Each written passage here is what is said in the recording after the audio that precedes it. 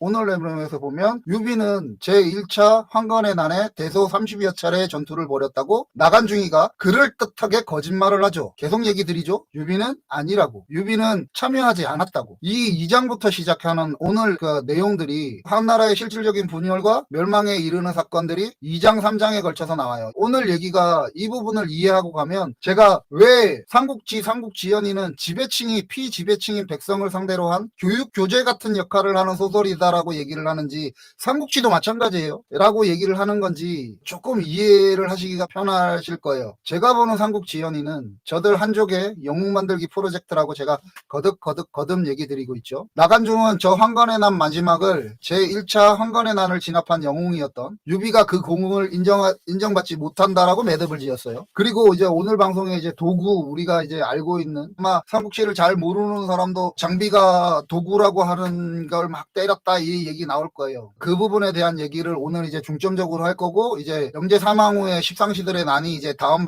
방송에서 역적 동탁의 출연까지 이제 나올 거거든요. 다다음 방송에. 얘기가 이렇게 그냥 나간식의 서술 방식대로 진행을 하면 읽게 되는 대중은 와, 진짜 좋았던 한나라, 정말 좋았던 한나라가 저 강교한 황간에 휘둘리는 와중에 저 무지몽매한 사이비 종교에 빠진 바보 같은 것들 때문에 저 좋은 나라를 망쳤구나라고 하는 생각이 들게 돼요. 제가 지금 이런 식으로 해석 안 하고 우리가 보통 읽을 땐 그렇게 되죠. 도구를 매질하는 것부터 시작해서 이제 십상시에 난 나오고 역적 동탁 나와갖고 막 전행을 하는 이걸 보면 괜찮은 나라인데 지금 저 나쁜 자들에 의해서 이렇게 가는 걸로 보여요. 이게 중간에 아주 중요한 거를 건너버려서 그렇거든요. 영제왕제 시절에 일어났던 제1차 황건의 난은 184년 2월부터 10월까지 있었던 10개월에 걸쳐 일어났던 난이에요. 저 황간에게 휘둘리는 바보 같은 황제가, 영제왕제가 189년에 죽어요. 자, 189년에 죽으니까 114를 빼면 5예요. 이 5년이라는 시간이 있는 거예요. 황건의 난에 의해서 실질적으로 한나라가 멸망해 갔다라고 하는 그 황건의 난은 영제가 죽기 5년 전에 일어났던 난이에요. 그러고 나서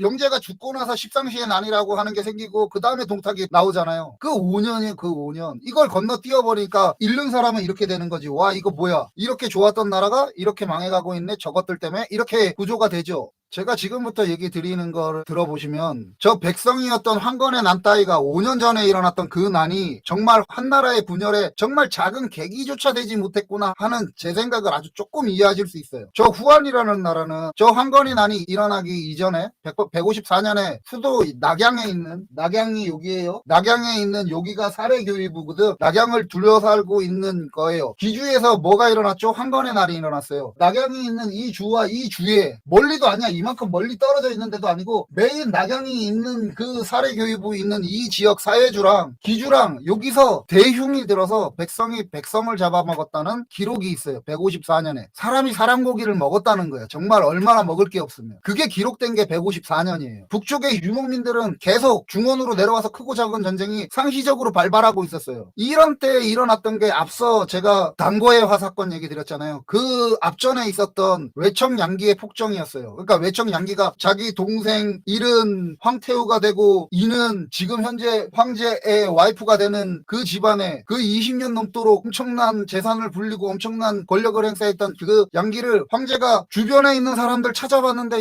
누가 나오는 놈이 없어. 전부 저놈이랑 다 엮여 있으니까. 그래서 찾아서 황간 5명이랑 걔네들의 세력을 축출했다 그랬잖아요. 이때 양기의 재산을 몰수를 했더니 몰수했던 재산을 헐값에 막 처분을 했는데, 막 날려서 처분을 했는데 30억 전이라 그래요. 그 양기가 가지고 있었던 재산이 한나라 한 해 조세의 절반에 해당이 되는 금액이 엄청나죠. 그리고 단고의 화가 160과 169년에 1, 2차에 걸쳐서 일어나거든요. 양기가 그 짓을 해서 30억 전을 를 하고 있을 때 이 사대부나 청률하는 자들은 그거 하나 억제를 못해서 쪽팔리게 황제가 찾아봐서 황간이랑 같이 그 양기를 축출을 해서 30억 전에 가까운 돈을 환수를 받아갖고 그걸로 이제 저걸 하는데, 그러고 나서 얼마 안 돼서 저 황간들이 꼬라지가 보기 싫다고 난리를 일으켰던 게 단고의 화 1차 사건이고요. 그 다음이 2화 일어나는 거야. 169년에 다시 한번 환기시켜드리면 딴 데도 아니고 사례부와 기주 이 두 지역에서 사람이 사람을 잡아먹었던 기록이 154년에 딱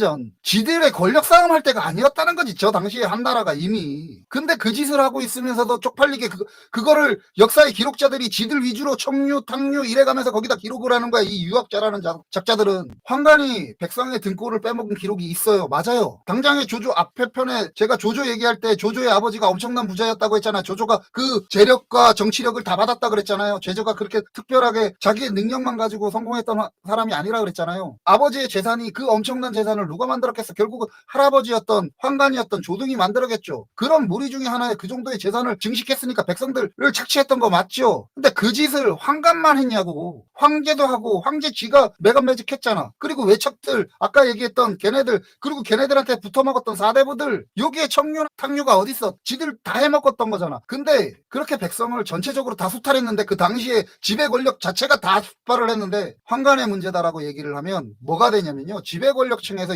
유학자라고 말하는 지배 권력층은 자기들은 반성할 게 없어져 버리는 게 되는 거예요. 이런 식으로 기록을 한 거라고. 그리고 청류라고 하는 어떤 모델을 만들고 청류가 탕류를 못자고 짓자고 이래가면서 지네들끼리 오르니 그르니 이렇게 한 거라고. 이게 역사의 기록자들이 했던 짓이라는 거지. 그리고 그 문제를 엄격하게 얘기하면 영재 황제가 죽고 나서 십상시가 난을 일으키고 동탁이 폭주를 하는 거예요. 그러면 그 앞전에 있었던 5년 전에 있었던 백성의 무리 따위가 어떻게 한나라 멸망의 핵심적인 원인이 될 수가 있겠냐고. 근데 그걸 기록을 했어. 저 부끄러움 없는 자들은 그런 식으로 기록을 했어요. 백성들이 얼마나 힘들 거에 대한 거를 기록을 하네. 자, 175년에 죄 지은 자가 비난을 내면 그 죄를 사면해주는 제도를 운영했어요. 황제가. 말 그대로 유전이 무죄고 무전이 유죄인 시대인 거예요. 저 시대가. 그리고 178년에는 지난 방송에서도 얘기 드렸다시피 황제가 공개적으로 관직에 대해서 가격표를 매겼어요. 그리고 그걸 상품처럼 팔았다고. 그런 일이 있고 6년 후에 일어났던 게 184년의 황건의 난이에요. 이러면 당연한 거 아닌가? 저 황제나 저 관리들한테 뭘 기대를 할 수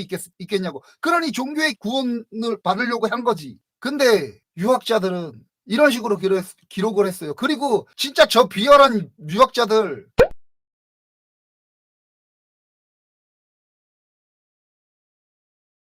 진짜 저거 진짜 비열한 유학자들이라고 저는 생각하는 게 황건의 난이 184년 2월 달에 있었다 그랬잖아요. 2월부터 10월에 일어났다 그랬잖아요. 그 사이에 184년 7월에 한중에 요사스러운 무당으로 기록한 장수의 반란이 있었어요. 이게 나중에 조조에 가면 삼국지 후반에 가면 조조에게 나라를 바치는 한중의 오두미도라고 하는 도교의 원형이 되었던 그 종교를 믿었던 신자들의 나라예요. 184년 7월에 있었던. 뭐 역사에서는 저 장수가 맞느니 틀리니 얘기하는데 배송지의 오역이었다라고 얘기를 해. 어쨌든 역사에서 이에 대한 토벌의 기록이 있어요. 한중을 토벌하려고 간다고. 근데 삼국지연의에서처럼 저 황건의 무리들처럼 때려잡히지를 않았어요. 184년부터 시작해서 조조에게 나라를 바치는 215년까지 31년을 이어지는 나라라. 저 한중의 오두미도의 국가는 그 나라는 종교로 독립되어 있는 저 나라는 때려잡을 수 있었던 사이비는 국가와 백성의 도탄에 빠뜨린 역적이 되었고 지들의 자랑스러운 한나라를 망친 주범이 되었는데 때려잡을 수 없었던 그 사이비는 소 닭 보듯 못 본 척 약간의 기록만 남기고 넘어가 버려요. 없었던 것처럼 없는 것처럼. 얼마나 비열해 저 역사의 기록자라고 하는 저작자들은.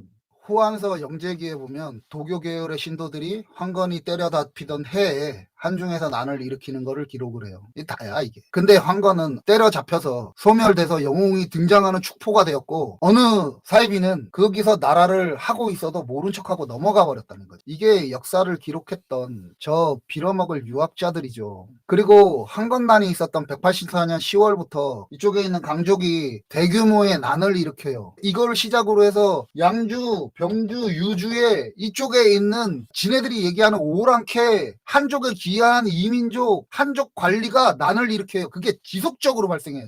184년부터 영제 죽기 전까지 이런 일들이 막 일어나는데 황건난이 진압된 그 다음에 궁궐에 큰 불이 나요. 궁전이 2개가 있는데 그 중에 하나가 완전히 불타버렸대요. 근데 이 미친 황제는 이를 바로 재건을 해요. 도무지 지정신이 아닌 거지. 이 나라는 이미 도초에서 막 난이 막 일어나고 북방은 난리가 나고 이런 상황인데 이 황제라는 작자는 백성들한테 걷는 세금을 추가로 징수해요. 저 궁을 재건 재건하려고. 그리고 메간매직, 황제가 했다는 메간매직에 그 가격표를 올려요. 이전에 제가 얘기 드렸잖아요. 198년에 메간매직을 했을 때 2000석의 녹봉을 받는 관직은 2000만 전, 400석짜리 관직은 400만 전, 30은 1000만 전, 구경은 500만 전을 받았는데 30은 연봉의 42배, 태수와 상은 48배, 현령과 현장은 67배에 달하는 거예요. 자, 30은 중앙정부에 들어가 있는 애들이고 태수와 상은 여기서 직접 나라를 다스리는 애들이고 그 밑에서 현령과 현장은 67배의 금액을 가지고 그걸 갖고 들어갔다고. 여기서 가격을 2천만 전짜리가 2에서 3천만 전 정도를 받았대요. 그러니까 더 올라간 가격으로 공식으로 거래를 한 거지. 세금은 올려놓고. 그러니 세금이 올라가 있는 세금만 해도 죽겠는데 백성들 입장에서는 저렇게 관직을 사서 내려온 놈에 눈이 더 빠르게 갖고 와 있는 거야. 막장 오브 막장인 거지. 이제는 더 이상 갈 데가 없는 상태인 거지. 이걸 영재가 해요. 영재가. 황간이 한 거 아니야. 황간이 했다고 역사 기록자들은 얘기를 해. 이 미친놈들은. 영재가 한다고. 왕이. 그걸 누가 못 말린 거야. 관리들이 못 말린 거 아니야.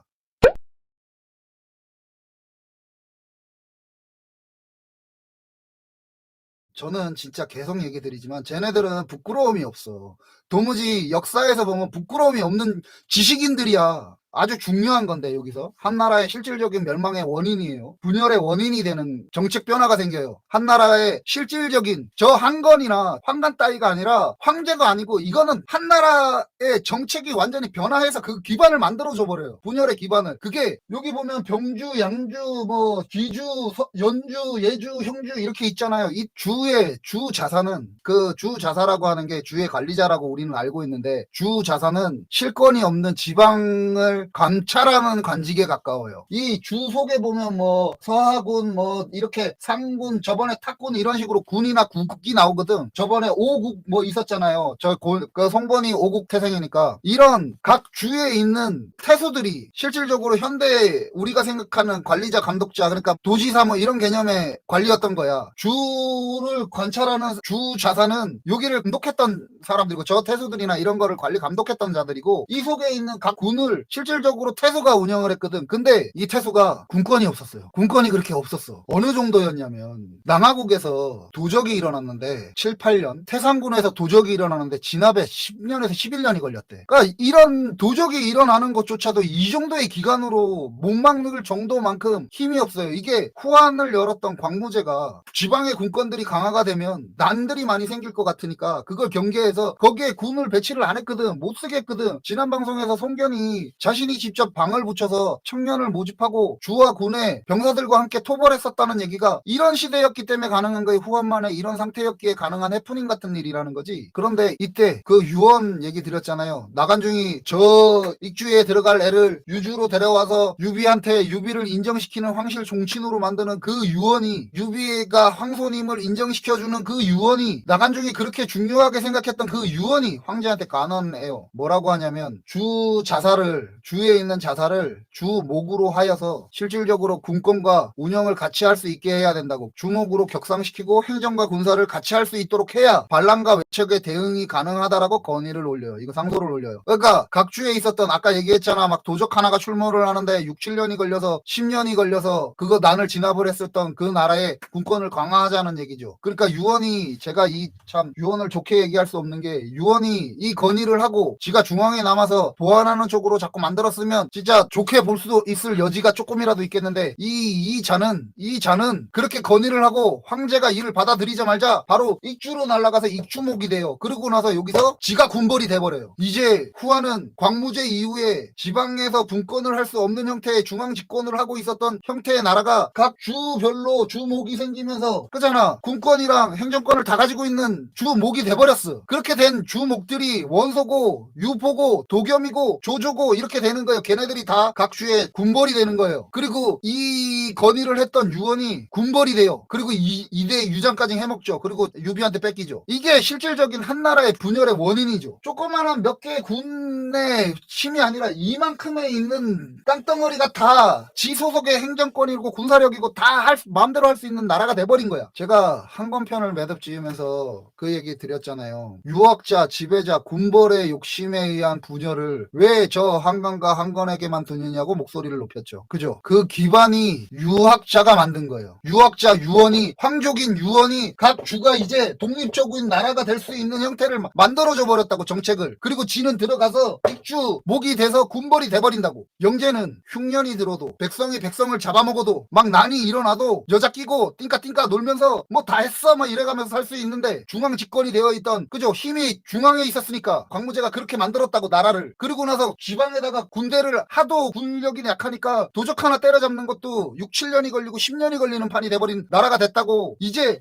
ik주목이 되는, 황제한테 그 허가를 받아서 지는 ik주목이 되면서 군벌이 되는, 그렇게 됐으니 이제 어떻게 돼요? 이제부터 그 다음, 그러니까 28대 영제까지는 황제가 황제였는데 29대 소제부터는 실권 따위는 없는 황제가 돼버린 거지. 뭐 군권이 어딨어 지금. 각 주가 다 지금 군권 다 가져갔는데, 행정권이랑 군권이랑. 이게 영제가 죽기 1년 전에 정식 변화예요. 이래도 한나라의 분열이고 한나라가 망한 원인이 백성 출신의 황간이었던 자, 백성이었던 황건이 만든 걸까요? 아니면 저 유학자들, 저 빌어먹을 부끄러움 없는 유학자들, 저 사회 지식인들, 저 황족 따위 걔네들이 만들어버린 걸까요? 정확하게 얘기하면 삼국 분열의 삼국지 시대라는 건 개인 군벌의 욕심들이 서로 견제하고 싸우고 있던 시대가 그 군벌의 시대예요. 그걸 황간이 뭘 어쩌고 어째요? 황건이 뭐 어쩌고 어쩌요? 그거 아니잖아. 그러니까 제가 부끄러움 없는 자들이라고 계속 얘기를 하는 거예요. 저들을. 오늘 이 정책의 변화가, 이제 봐봐요. 이 전에 영제가 있을 때는 중앙에서 군대를 내려보냈어요. 지고 보냈다고. 그러니까 송건이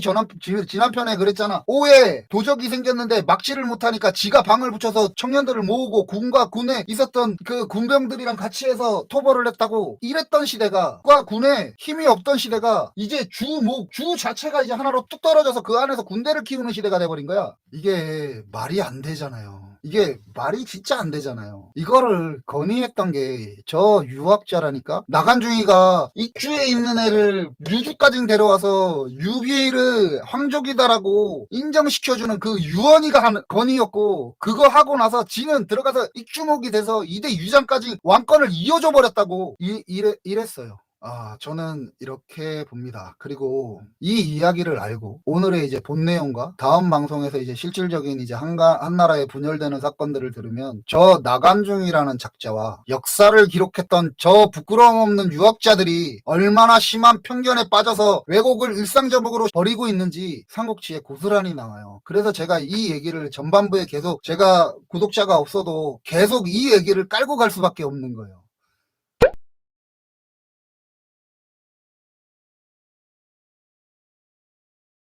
삼국지의 오늘자의 내용은 이제 도구의 매지라는 편인데요. 여러분이 알고 계시는, 그 어렴풋하게 알고 계시는 그 도구에 대한 얘기가 오늘 제가 하는 얘기랑은 완전 다를 거예요. 나간중이가 이제 삼국지에서 얘기합니다. 이제 본 내용이에요. 오늘 내용은 그렇게 길지가 않아요. 유비는 거느렸던 군사들을 해산하고, 저번에 이제 갔잖아요. 이제 뭐 누구한테 저걸 받아서 이제 갔잖아요. 그러니까 유비는 이제 거느렸던 군사들을 해산하여 고향에 돌려보내고, 단지 측근 20여 명만 데리고 관우와 장비와 함께 한희연에 갔대요. 유비는 거듭지만 1차 황건의 난에 참여하지 않아요. 유비는 오늘 내용의 뒤에 본문에 잠시 나오는 한나라 관료였던 장순과 장건의 난에 참여해요. 나간중은 황건의 난 이후 황제가 실정을 했던 5년 중 187년에나 있었던 장거 장순의 난에 참여해서 그 공으로 안희연의 현위로 있었던 에피소드를 지금으로 바꾸는 거예요. 여기서 현위가 중요해요.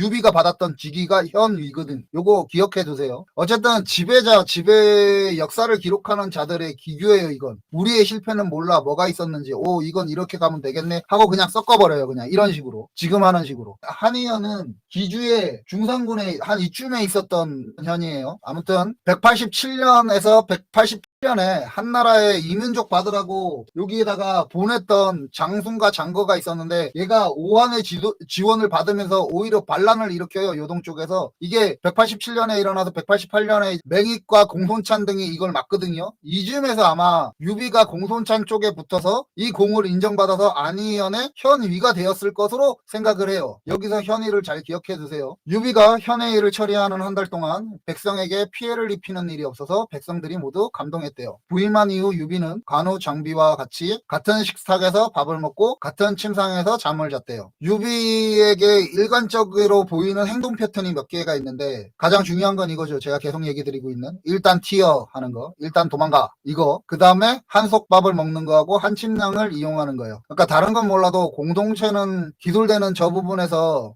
유비는 적어도 아랫사람과 자기를 차별을 두는 그걸로 권위를 잡으려고 했었던 자는 아니었던 것 같아요. 우리가 유학에서는 도리로 사람과 사람의 차이를 나누거든요. 그러니까 그런 유학자의 계열은 분명히 아닌 게 분명해요. 유비라는 자가. 아무튼 유비가 사람 많은 곳에 앉아 있으면 관우와 장비는 서서 지켰대요. 하루 종일 있어도 지루해하지 않았었대요. 그리고 유비가 현에 온 지 4달쯤 됐을 때 한 해 조정에서 공문이 와요. 그러니까 한나라 조정에서 공문이 와요. 그래서 공이 있어서 벼슬을 하는지 확인하겠다고 해요. 이때 마침 도구, 그러니까 우리가 도구를 사람의 이름으로 알고 있는데 이게 군내 순찰 감독관이에요. 군내 순찰 감독관. 이게 도구라고 하는 벼슬인 거예요. 그 도구가 현에 도착해서 예비가 예의를 다해서 영접을 하는데 도구가 건방진 자세로, 그러니까 그 감찰관이 감독관이 건방진 자세로 앉아서 고개만 이랬대요. 그래 이를 본 관우와 장비가 뭐야 저놈 이렇게 하는 사이에 북한에 도착해서 도구가 높게 앉고 유비가 아래에 모시고 섰대요. 그래 거만하게 도구가 물었대요. 그러니까 감찰관이 물었대요. 유현이는 출신이 무엇인가. 이게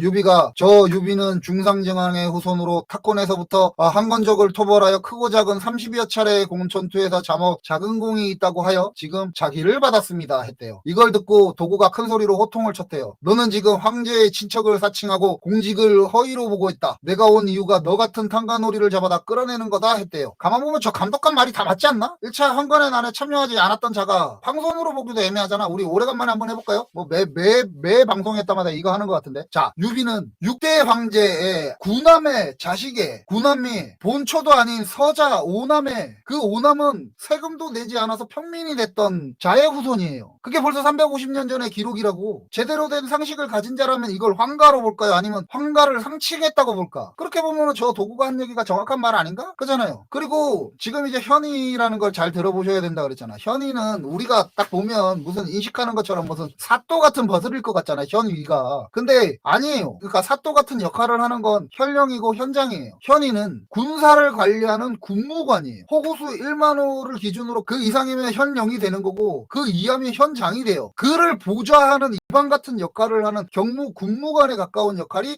현이에요. 사또가 아니라는 거지. 그런 유비예요. 직위가. 아무튼 유비가 이렇게 저렇게 말도 못하고 자리를 피하니 현의 아전 하나가 도구가 위세를 부리는 것은 뇌물을 요구하는 것뿐입니다 라고 했대요. 그래 유비가 내가 백성들에게 약탈한 것이 없는데 무슨 재물이 있어서 저자에게 준단 말인가 했대요. 다음날 이제 도구가, 그러니까 그 감찰관이 아전을 잡아가서 유비가 백성들에게 잘못한 것을 밝히라고 막 윽박을 질렀대요. 이에 이제 유비가 그러니까 그 감찰관을 찾아가서 만나려 했는데 문지기가 가로막아서 들어가지 못하게 했대요. 이때 장비가 홧김에 술을 몇 잔 마시고 음주운전을 하면서 그죠? 말을 타고 이제 도구가 있는 역관 앞을 지나는데 5, 60명의 노인이 문 앞에서 통곡을 하더래요. 그래서 장비가 그 이유를 물었대요. 그랬더니 도구라는 자가 아전을 막 닥달해서 우리 유비님에게 없는 죄를 만들려고 하니 우리가 이렇게 나서서 유비를 변호하려고 합니다 라고 했더래요. 그런데 변호하려고 했는데 들어가지도 못하게 하고 문지기들에게 잡혀서 두들겨 맞았대요. 이에 장비가 어금니를 꽉 깨물고 문지기들을 밀쳐버리고 역관으로 튀어 들어갔는데 아전은 묶여서 땅바닥에 널브러져 있었대요.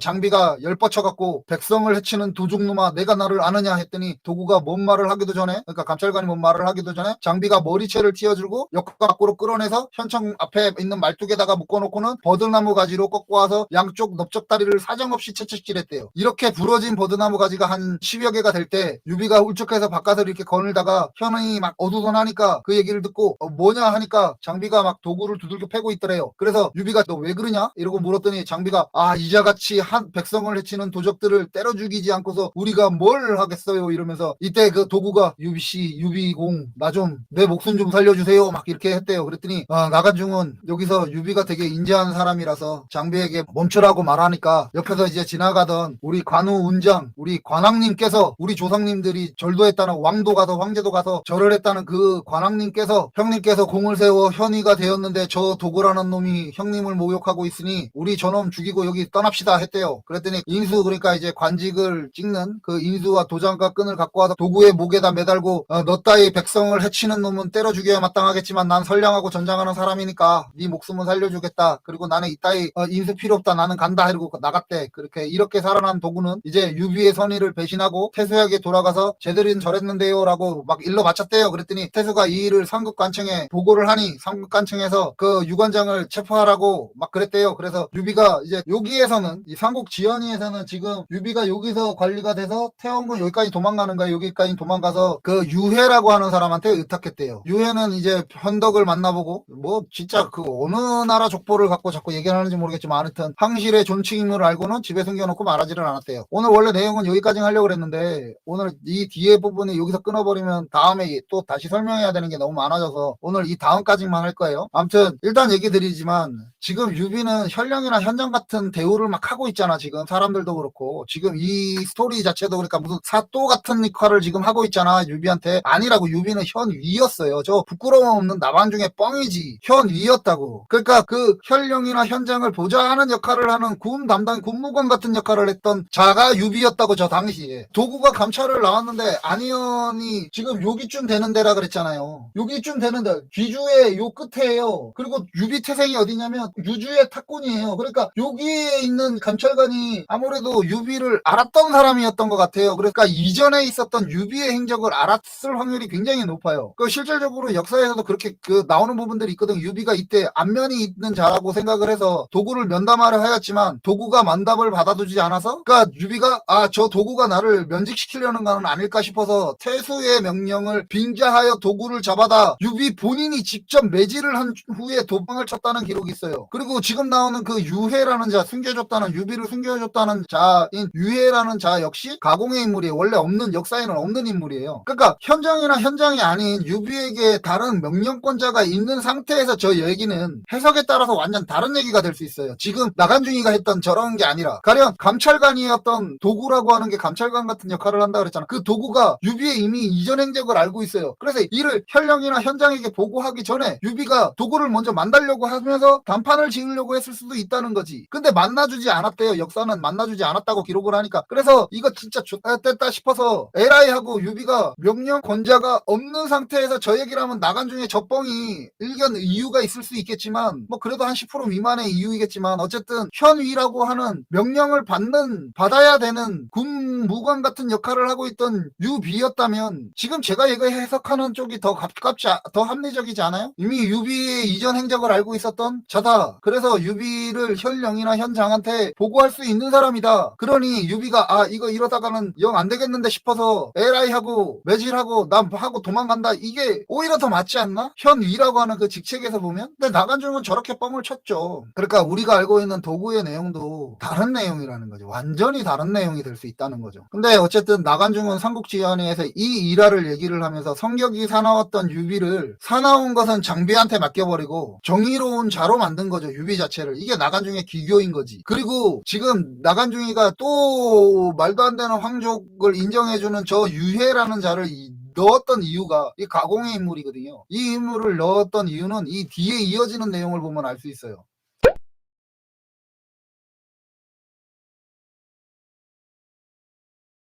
한편 십상시는 이미 권력을 쥐었고 서로 의논하여 자기를 따르지 않는 자는 죽이기로 했대요. 십상시 조충과 장량이 황건적의 난에 공이 있는 자들에게 금과 비단을 요구하여 따르지 않는 자는 파직하기로 상주했대요. 그래서 제1차 황건의 난의 공신인 황보승과 주준도 예외는 아니었는데 이 십상시의 요구를 받아들이지 않자 황제에게 상주하여 파면했대요. 이게 이제 나간중의 얘기고 실제로 황보승 장군은 185년에 벼슬을 박탁 달아가고 시급이 6천호 가까이가 깎인다라고 해요. 이 원인이 저 조충과 장량의 뇌물을 요구를 했는데 받아들이지 않아서였다라고 기록하고 있기는 해요. 그러니 나간중은 187년에 있었던 일을 지금 얘기했잖아. 이게 지금 185년에 있었던 일이라고. 그러니까 187년에 장순과 장거의 난에서 유비가 현위가 되는 공식 기록을 갖는데 그걸 185년에 있었던 저 황보승 장군이 광직이 박탈당하는 그 시대로 치환을 한 거예요. 그리고 실제로 있었던 것처럼 만들어버린 거예요. 그리고 황보승은 이후에 언제나 그 반란을 멈추지 않는 있는 서량의 한수가 있어요. 그 한수는 반란이 일어나면 언제든지 반란을 일으켜. 근데 지가 막 나서서 하지 않고 지가 누구랑 엮어서 같이 잘하거든. 그때 반란을 일으켜요. 그 188년에 변장하고 반란을 일으켰는데 그 상태가 계속 지속되어 있다가 188년에 나중에 유비의 부하가 되는 마초의 아버지 마등이랑 손잡고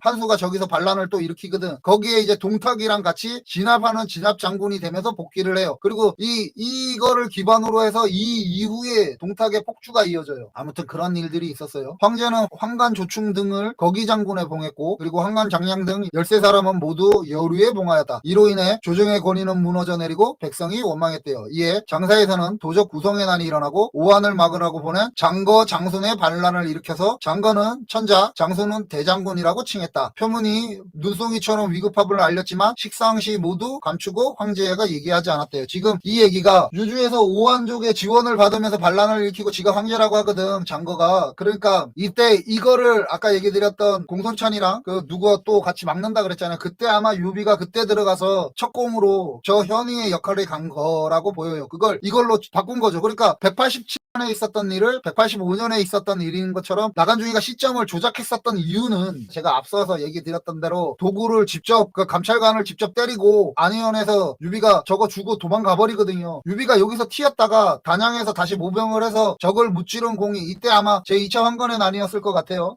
공을 인정받아서 함일승에 제수되지만 다시 관직을 버리고 고당 위에 임명되어 현령이 되지만 적에게 격파당하면서 공손천한테 다시 도망가거든요. 이 일정이 유비가 다음 일정으로 가는 일정이란 말이지. 근데 이런 일정을 보면 빠질 수밖에 없는 일이 필연적으로 생길 수밖에 없어요. 뭐냐면 우리가 알고 있는 십상시에 난 이후에 동탁이 폭주를 하죠. 그리고 동탁이 폭주를 하면서 반동탁 연맹이 생기잖아요. 그때 유비가 거기에 들어가서 뭐 말장에 들어가서 관우가 저기 뭐야 누구의 목을 베고 뭐 식지 않는 술 뭐 이런 얘기 나오는 거 있잖아요. 이게 전부가 뻥이 돼요. 갈 수가 없게 되거든. 시점상 저런 거를 하니까 실제로 유비는 단양에서 모병에서 함일승이 되고요. 다시 관직 버리고 고당위로 가서 현령이 되지만 적에게 져서 공손찬에게 달아난단 말이지. 그러니까 어떻게 방통당 연합군에 관여할 수 있겠어요. 이 뒤에 일어나는 일정에 어떻게 참가를 하겠어요. 이 이후에 나오는 삼국지연에 나오는 반통당 연합에서 있었던 유비의 전사나 유비의 일환 모두가 뻥이 되는 거예요. 그러니까 저걸 아까 얘기했던 188년에나 일어났던 저 장거 장손의 난에 공을 받는 유비를 이 앞으로 땡겨온 거예요. 저기에 넣으려고. 말이 안 되는 거죠. 그게 제가 계속 얘기 드리고 있는 유비의 촉한 정통료는 송나라 이후에 조명이 돼요. 정확하게 말하면 원나라에서 밀려났던 남성 때부터 유비의 촉한 전통력이 되거든. 그럴 필요가 있었어요. 자신들의 영웅, 한족의 영웅을 만들기가 필요했으니까. 한족의 영웅 만들기에 의해서 유비 간호 제갈령이라는 뽕을 나간중이 한족에게 넘겨준 거예요. 그냥 유비는 송나라 이전에는 그렇게 중요한 인물이 아니었어요. 저들처럼 내려오는 관우 정도가 무장으로 출세한 거죠. 관신이 되고 막 이러는 거라고. 나간중은 한나라 한족의 우화를 만든 거예요. 반통당 연합이 컸으니까 그때 유비를 넣어야 되니까 저 뒤에 있었던 역사를 앞으로 갖고 와서 그걸 한 거야. 근데 제 시각은 계속 얘기 드리잖아. 유비는 그렇게 유학자가 본으로 볼 만한 사람이 아니라고. 저는 잘해봐야 지역 불량배 또는 항토 의용군 같은 그런 느낌이야. 그러니까 지금 나왔던 도구가 그죠. 유비가 중상군의 안희현이 여기고 탁군이 저 유비의 고향이 여기라고 요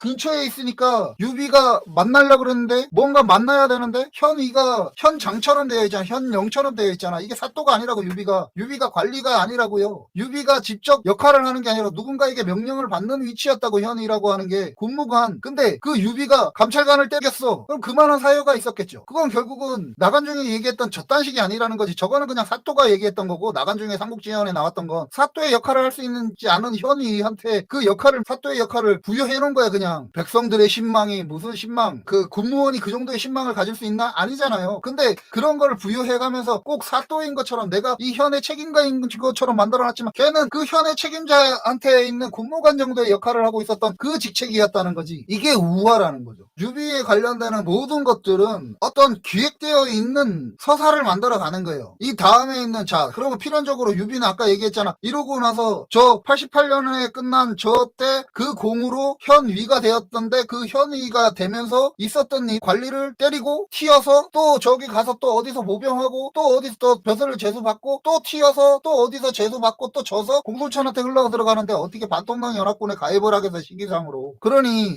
이렇게 막 뒤죽박죽해서 하나의 그걸 간 거죠. 이런 뒤죽박죽된 게 황건한테 적용이 된 거고 황건한테 적용이 된 거예요. 아까 얘기했잖아. 한나라의 멸망은 한족 지식인이었던 있었던 유학자들이 만든 거예요. 우리 사회에 지금 지식인들이, 그 유학자인 지식인들이 지금 우리 사회를 변질시켜가는 거라고. 그거를 컨트롤을 못하는 거라고. 우리가 오늘의 문제나 과거의 문제나 똑같아요. 저 시대엔 자기들이 신앙으로 믿고 있어서 천자라고 하는 하늘의 자식이 황제가 어떻게 그게 종교가 아니라고 볼 수 있겠냐고. 그게 종교인데. 근데 그 당시에 도교로, 나중에 민간한테 도교로 발전되는 그 원형인 태평령을 믿었던 애들이 사이비 교도들이 될 수 있냐고. 지들이 사이비를 믿고 있는 건데. 그러니까 그 당시에 민중도 제대로 된 종교를 믿고 있었던 거지. 그런 애들이 사람이 사람을 잡아먹었던 시대에 도저히 안 되니까, 이러다가 죽을 것 같으니까 장각 중심으로 모여서 반란을 일으킨 거죠. 그리고 그걸 아니까 그 당시에 지식인들이 몇 명이서 저 대가리만 잘라내자 하는데 황제가 그걸 안 듣고 아예 그냥 그걸 몰살을 시켰잖아. 근데 그걸 때려잡는 역할을 하는 이 영웅이라는 작자들은 나와서 지들 한번 등장할 때마다 황건적을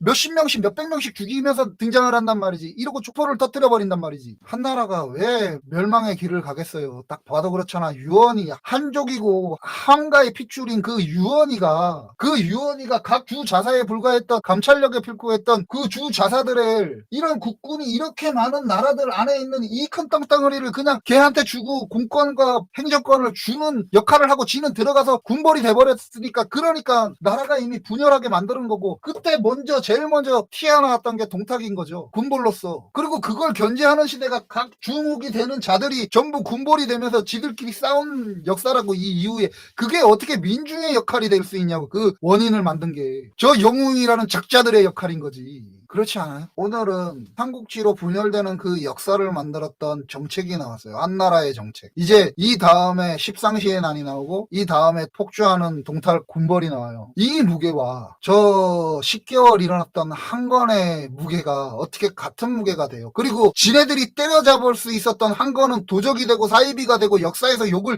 내리 쭉쭉쭉쭉쭉 받아먹는데, 저 한중에 들어갔던 오두미도가 같은 해에 7월 달에 반란을 일으켜서 그때서부터 조조한테 갖다 바치는 그때까지 나라를 30년 가까이 운영하고 있어도 걔네들의 역사는 없는 것처럼 만들어놨잖아요. 그러면은 태평경을 믿었던 황건이나 오두미도를 믿었던 저 한중에 있었던 장로의 세력이나 똑같은 사이비 신교고 똑같은 거잖아. 반역자들이잖아. 근데 한건은 역사에서 황건은 때려 죽여야 되는 무리를 만들어놨어. 근데 오두미도나 한중에 있었던 그 장로의 세력은 그 정도까지 욕을 안 먹는단 말이지. 이게 진짜 어디 내놔도 부끄럽지 않은 유학자들, 당대의 지식인들이 한 짓이에요. 역사를 기록한 자들이 한 짓이라고. 이게 제대로 보일 수가 없잖아요.